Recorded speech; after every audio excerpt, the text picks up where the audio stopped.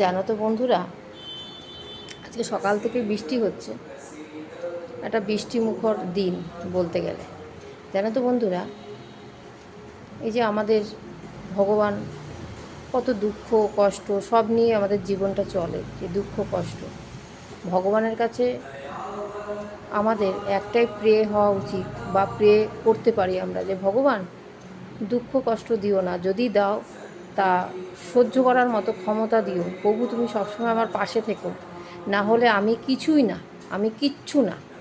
তাই যদি জীবন থাকলে দুঃখ কষ্ট তো আসবে, প্রভুকে সবসময় তাই বলতে হবে যে ঠাকুর তুমি যদি আমাকে সহ্য করার ক্ষমতা দাও, আমি নিশ্চয়ই তোমার এই দুঃখ কষ্ট যা আছে তা সহ্য করে নিতে পারবো, কিন্তু তুমি সবসময় পাশে থেকো প্রভু।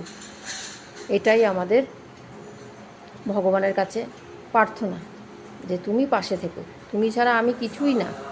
তাই দুঃখ কষ্ট হয়তো জীবনে আসবে, তাই দুঃখ কষ্টকে কিভাবে আমি সহ্য করব, তুমি আমার পাশে না থাকলে আমি কিছুতেই সেটা পার করতে পারবো না। প্রভু তুমি পাশে থেকো। তো তোমরাও কি আমার এই কথার সাথে কি সহমত বা একমত? তাহলে কমেন্টের মাধ্যমে জানিও। আমরা তো কিছুই না, বলো, প্রভু ছাড়া কি আমরা কিছু? তাই এই যে জীবনে দুঃখ কষ্ট যেটাই আসুক, সমস্যা আসুক, কোনো সময় হচ্ছে কোনো বিপদ আসুক, কিন্তু তুমি পাশে থেকো প্রভু, তবেই আমি উতরাতে পারবো।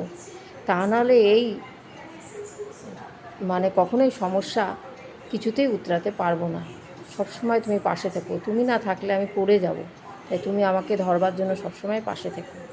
তাহলে আমার কথাটা তোমাদের যদি ভালো লাগে তাহলে লাইক করো, কমেন্ট করো, কমেন্টের মাধ্যমে জানিও, আর বেশি বেশি করে শেয়ার করো।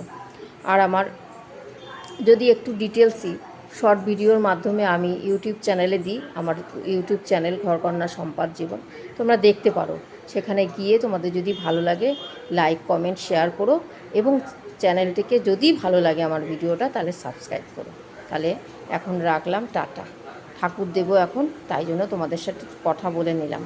তাহলে রাখলাম।